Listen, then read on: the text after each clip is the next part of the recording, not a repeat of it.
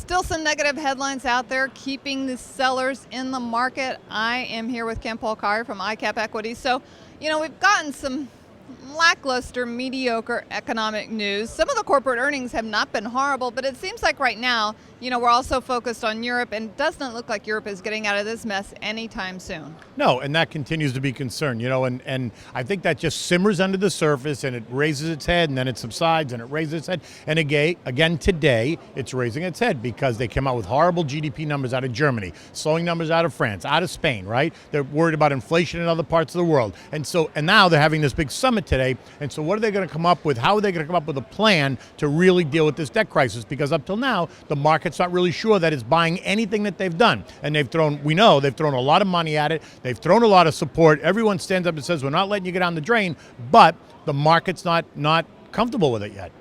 And it's hard to see why we keep selling, because we did have Home Depot came out, and Home Depot's profits were up nicely. Walmart also had a good quarter.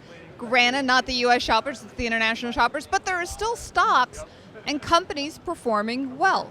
That's right. But you have to understand, from a market point of view, and that's great, but from a market point of view, there's been a lot of damage that was done last week to the market, right? We had a violent couple of down days, and so the market's kind of in this funny spot. It needs to find its way. And so that's what it's trying to do. You're going to have up days and then down days. Now, it was interesting. Yesterday, we had this up day. It opened higher, and it just stayed there, which was kind of, settling to a lot of people. But then you wake up this morning, there's negative news out of Europe, and boom, right? The nervousness comes out again, and the market's under pressure again. All that tells you that there's still nervousness and that the market's going to continue to be a little bit erratic until there's much more clarity across a bunch of fronts, political and economic.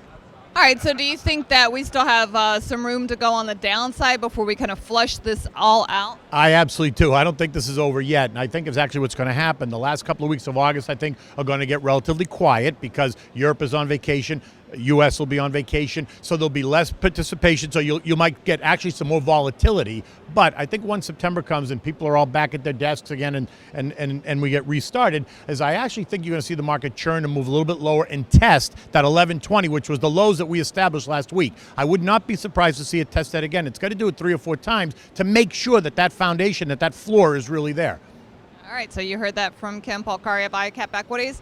He looks at testing that 1120 low.